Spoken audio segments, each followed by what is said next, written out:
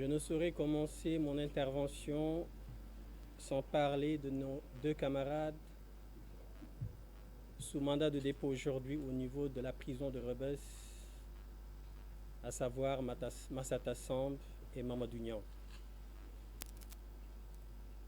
Les deux camarades qui ont été victimes de l'incurie d'un soi-disant président de l'Assemblée nationale qui a tout fait sauf dire la vérité. Par l'incompétence et l'incurie de cet épouvantail, aujourd'hui, nos deux camarades sont encore en prison. S'il s'était considéré comme président de l'Assemblée nationale,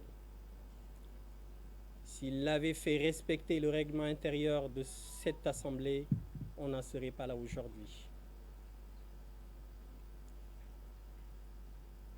Donc, nous leur disons simplement de tenir bon. Nous leur disons que nous ne les oublierons jamais. Le combat ne fait que commencer. Nous précisons également que le verdict, le délibéré, avait été prévu lundi dernier et qu'il a été reporté au 2 prochain. Au 2 janvier, je veux dire. Mais ce report ne fait que nous renforcer. Nous les attendons de pied ferme. Nous vous annonçons d'ores et déjà que nous allons demander une contre-expertise de ce certificat d'hospitalisation. Ce certificat médical qui a été dressé, établi par un lieutenant de l'armée sénégalaise qui n'est aucunement habilité à dresser un pareil document, surtout à l'hôpital principal. Nous demanderons cette contre-expertise judiciaire parce que d'aucuns disent que cette bonne dame n'est pas du tout enceinte. Ils ne devront pas être condamnés sur du faux, sur des mensonges. Et ce régime nous a habitués au faux et aux mensonges. L'affaire de Adji Sarr en est une illustration. Donc, rien que pour ça, nous vous informons que nous allons demander une contre-expertise judiciaire. Donc, à nos deux camarades, nous leur demandons de tenir bon et que le combat ne fait que commencer. Avant d'avancer dans mes propos, il me plairait également de revenir sur la justice au Sénégal. Cette justice qui est aujourd'hui utilisée comme un bras armé du régime,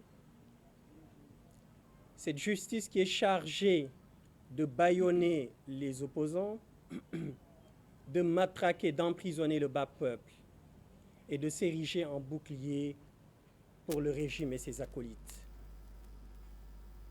Nous demandons et nous précisons à ces magistrats que l'impunité devra cesser. L'impunité devra arrêter puisque le régime de Macky Sall sera bientôt terminé. Et nous allons recenser toutes les affaires qui ont été très mal jugées. Et tous ces officiers de police judiciaire, tous ces magistrats seront poursuivis conformément au code pénal. Nous ne pouvons pas accepter dans un pays de droit, considéré comme un pays de droit, que de pareils actes soient posés.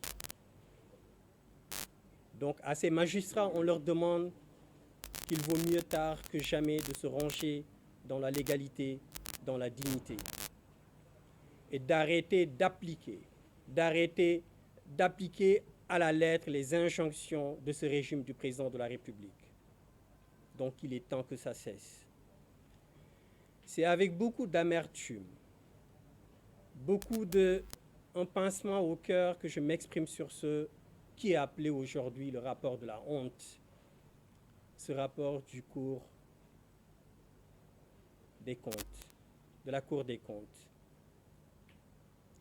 1 000 milliards ont été mis sur la table, comme l'a rappelé tout à l'heure mes prédécesseurs, pour lutter simplement contre la mort, pour sauver des Sénégalais, pour leur permettre de vivre, pour leur permettre de rester auprès de leurs enfants, pour leur permettre de rester auprès de leur famille. Et pendant ce temps, ces 1 000 milliards qui étaient destinés à lutter contre la mort, certains ministres sans vergogne, sans scrupules, se sont servis comme de vulgaires malfrats. Mais cela ne nous étonne pas de ce régime. Avec un président de la République qui avait juré la main sur la Constitution qu'il n'allait jamais nommer son frère par décret. Quelques mois après, s'est dédié à nommer son frère et ce dernier a fait un massacre sur les contrats des ressources naturelles de ce pays. Avec un président de la République qui, depuis son accession au suffrage suprême, fait la promotion de la corruption, de l'injustice. Comme vous avez pu le constater, ce régime est rythmé par les scandales.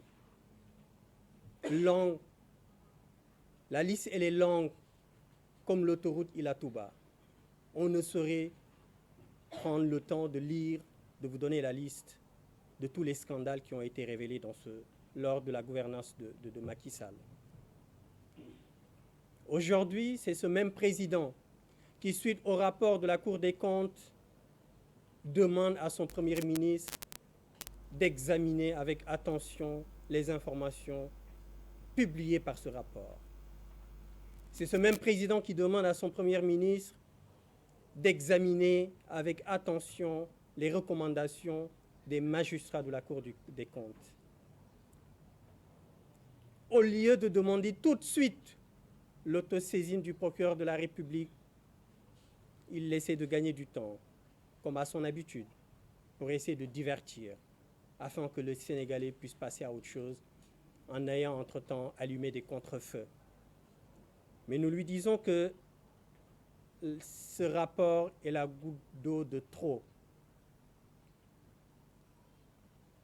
Ce pays ne peut plus continuer à être dirigé de cette façon, à être dirigé par un régime qui s'adonne à la kleptocratie, par un régime qui fait la promotion de la corruption, comme je l'ai dit tantôt. J'ai été la semaine dernière au tribunal, au palais de justice, pour assister au procès de nos deux camarades. Il ne s'agit pas, mes propos ne vont pas vers une promotion, une légitimation du vol ou de la corruption. Mais ce rapport me permet de préciser le décalage qui existe entre le traitement entre les Sénégalais. J'ai assisté la semaine dernière, comme je l'ai dit tantôt, au tribunal, au palais de justice, à des Sénégalais qui ont été jugés pour certains. Mais deux m'ont frappé. L'un a volé 20 000 francs dans les bus Tata et il a écopé de 6 mois de prison ferme. L'autre a volé 180 000 francs CFA. Il a écopé d'1 an de prison ferme. Pendant ce temps, le beau-frère du président de la République, selon le rapport de la Cour des comptes, son ministère a surfacturé plus de 2 milliards de francs CFA. Ce monsieur va paisiblement à ses occupations et à côté de sa famille, de ses enfants, passe les fêtes de réveillon tranquillement et va passer la fin de l'année tranquillement avec sa famille pendant que ces deux personnes que j'ai citées croupissent en prison pour 20 000 francs CFA et 180 000 francs CFA. Pendant ce temps, le loser de Yoff continue lui aussi à vaquer à ses occupations. Lui qui est incapable de justifier des dépenses de plus de 49 millions. Et que dire de Moustapha Diop? Où sommes-nous? Sommes-nous dans une république ou bien dans une république bananière? Je pense plutôt que nous sommes dans une république bananière. Mais ce qui m'inquiète le plus, c'est qu'en fait, le peuple a l'air groggy. J'ai l'impression que le peuple sénégalais est insensible à l'injustice. Il convient de rappeler que ce pays a été bâti sous le travail, sous l'endurance, sur la pugnacité, avec le don de soi de nos vénérés chefs religieux, Seydi Hadji Malick Sy, Serigne Touba Khadimou Rassoul, Baye Niass, Mame Limamou Laye. Tout le travail qu'ils ont fait, le président de la République est en train de les anéantir. Nos valeureux guides religieux qui ont passé toute leur vie à faire la promotion de la justice, de l'équité, des valeurs. Ce travail qu'ils ont fait est en train d'être abattu par le président de la République depuis 2012. Donc il est temps que ce peuple se réveille. Quand nous avions annoncé le concert de casserole au 31 décembre, certains esprits chétifs, se sont adonnés à un discours moralisateur sans fondement, en nous disant que c'est une occasion ou bien c'est tellement républicain qu'on ne peut et on ne doit rien faire. Nous le rappelons que le président de la République depuis 2012 fait une adresse à la nation. Maintenant, c'est à la nation de lui adresser ce qu'il pense de sa gestion. Donc nous invitons tous nos compatriotes, nous invitons tous les Sénégalais sur le territoire national et de la diaspora de faire ce concert de casserole. Pour rappeler au président de la République que s'il est là, c'est parce que les Sénégalais l'ont voulu. Et maintenant, les Sénégalais ne veulent pas de lui. Il est temps qu'il s'en aille avec son régime. Et nous leur disons également que la justice sera faite, que tous les ministres qui sont mouillés de près ou de loin à tous ces scandales seront poursuivis. Il ne s'agira pas d'une chasse aux sorcières, mais il s'agira simplement de faire appliquer le droit. Il s'agit simplement de faire appliquer la justice. Donc, qu'ils le sachent, tout ce qu'ils feront, ils seront poursuivis. Même si le président de la République, dit-on, bénéficie d'une immunité, mais nous avons bien vu. Aujourd'hui, nous avons le cas de la Guinée, le président Dadis Camara qui est poursuivi.